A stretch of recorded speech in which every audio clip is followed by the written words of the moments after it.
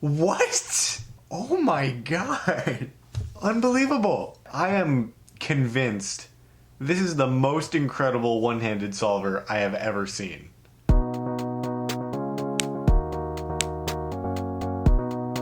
So the other day I was scrolling through Facebook and I saw in Cubic's Friends that somebody had posted this video of a 976 average of 12 done by someone named Ziyang Zhang. I apologize, that's white boy pronunciation of it. But I was about to watch this and I was thinking, what do I expect out of this? I was kind of expecting maybe some Felix style turning or Patrick Ponce, something like that. And what I saw was even more impressive than that. So I thought, let's look through it again. I'm going to do my raw reaction to it here, and then I'm going to go through in a lot more detail, analyze it, and see what there is to learn from this. So I've got the video pulled up. Let's get to watching.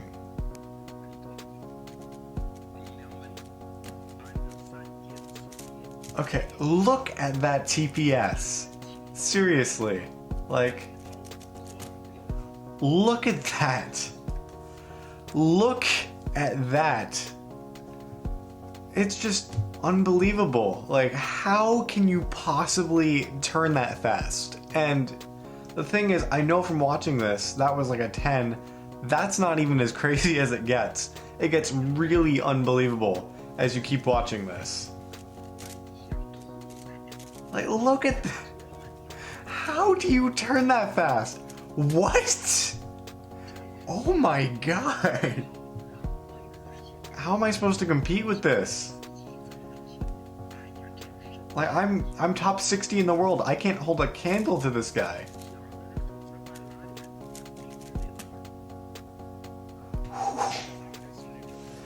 Like, even though he clearly messed up that U-perm, it was still faster than I can do my U-perms at full speed. Okay, a little bit of locking up there. But, like, he's incredibly fluid most of the time.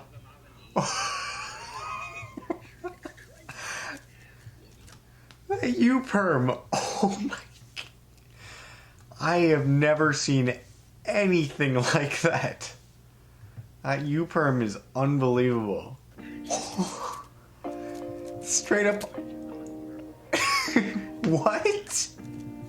That J-perm. Like his TPS. This is straight up unbelievable. This TPS. Can I turn this fast with two hands? 808. I don't think I can turn this fast with two hands. Like, what the heck? He just goes zoom and then he's done with an F2L pair or he's done with his OLL. His OLL, yeah, we'll look at his OLL on this solve. Okay, a little bit slower on cross because he was building an X cross. Oh my god, he got the no edges all corners one and he did that so quickly. And the other thing I don't understand, yeah, this is his one bad solve and he gets an 11.7, which is like one of my good solves. So like I was saying, there's lots of impressive OH solvers. Like Max Park's turning is really impressive. Felix is really impressive. My favorite before seeing this was probably Patrick Ponce. But this is the most incredible turning I've ever seen.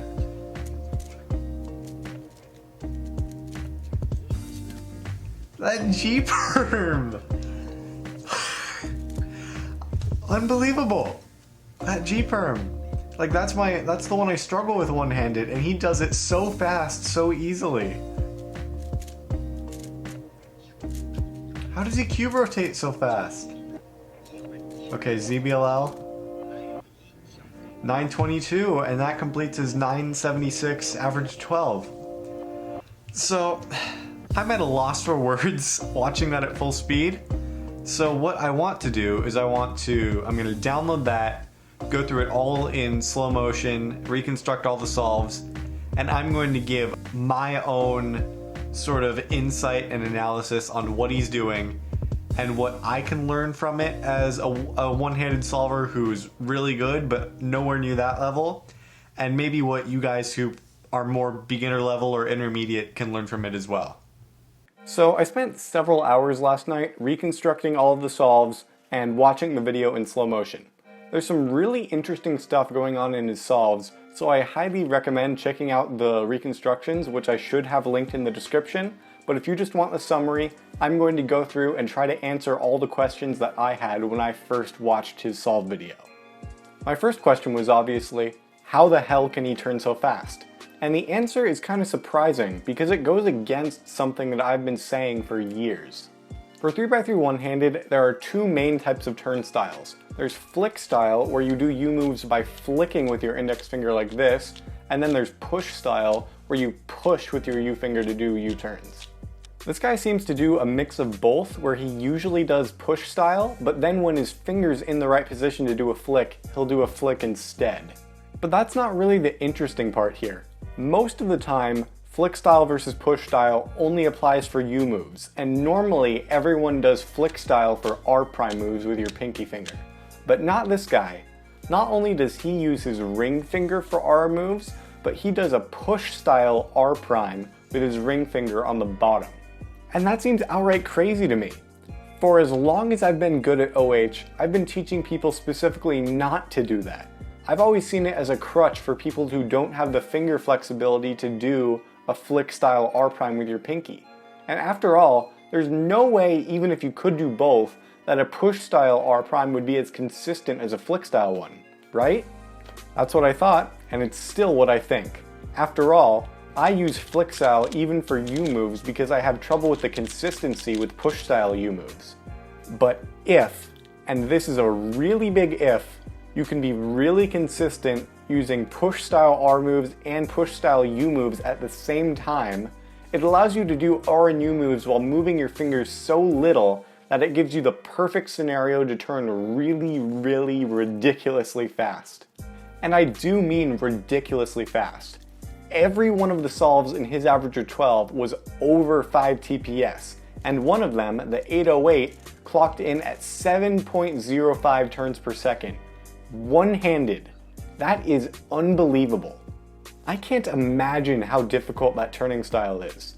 Even if you just do push style for U moves, that already moves your hand over to the side and makes it harder to reach the R layer. But if you're doing that with both R and U moves at the same time, you either need to have a huge hand or unbelievable hand flexibility or both. It just seems so impossible to me. I don't know how he does it. And just to be clear guys, the rest of his turning outside of his R and U moves is really amazing as well. But the way that he does his R and U moves is where the magic really happens. So now that we know how he turns so fast, let's get to the more interesting question. How does that affect his solving style? Just to be clear, this is all just my speculation, but I do think I have proper evidence to back up everything that I'm about to say. First, let's look at a bit more of a conventional one-handed style. Take a look at someone like Jade McNeil, who definitely doesn't turn slowly, but compared to Zhang, is definitely not turning as fast. Because he isn't turning as fast, he makes up for it by being as efficient as possible. He doesn't do any table abuse, he only cube rotates when he absolutely has to, he excels at F, L, and D moves, which are typically quite hard to do fluidly one-handed, and he uses lots of advanced alg sets and techniques to lower his move count. If everything Jay does is in order to maximize his efficiency, everything Zhang does is in order to maximize the amount of time he can spend in doing really fast R and U moves. And in exchange for that, he gets rid of all the advanced stuff. For example, in Jay's average of 12 that I'm showing, he did either ZBLL or one look last layer on 6 solves. And on a lot of the rest of them, he either forced an OLL skip or forced EO or something else like that. In Zhang's average of 12, he got 1 PLL skip, which I think was an accident, but I can't prove that, and he got 1 simple ZBLL. In general, being able to turn so fast means that he can get away with things that most one-handed solvers couldn't. For example, he cube rotates a lot. On average, he does more than 3 Y rotations during F2L per solve, and on a couple of solves, he did 5 Y rotations for F2L alone. And it's pretty easy to see why. even though he could sometimes avoid cube rotating by doing some more advanced algs, he can turn so fast with his R and U moves that it's worth it to just cube rotate and solve that pair that way anyway. Another thing that I thought was really interesting is just how rarely he solves F2L pairs on the left. For most OH solvers, it's pretty natural to just do a Z rotation so you can still do pairs on the left with R and U moves, but this is astonishingly rare for him. In an average of 12, you solve 60 F2L pairs. He did slightly fewer than that because he built a few X crosses, but still, in the about 55 F2L pairs that he did in this average, he solved a total of 8 of them on the left. 8. And out of those 8, 4 of them he just inserted on the left, meaning that the pair was already connected, or he did the connecting on the right and then inserted it on the left. That leaves 4 actual F2L cases that he did on the left, and they were all super simple. Seriously, this is the most complicated F2L case he did on the left for the entire average. And there were quite a few occasions where he did extra cube rotations or even Y2s in order to turn a pair on the left into a pair on the right. And once again, it's all because he can afford to do that. His turning for normal R and U moves is so fast that it's important to do that as much as possible, no matter the cost. And although Zhang did some EO influencing once or twice in this average, he also did some stuff having to deal with EO that really shocked me. Most notably, passing up several chances to do sledgehammers. He passed it up both when it would give him a cross OLL and when it would keep him from getting a dot OLL.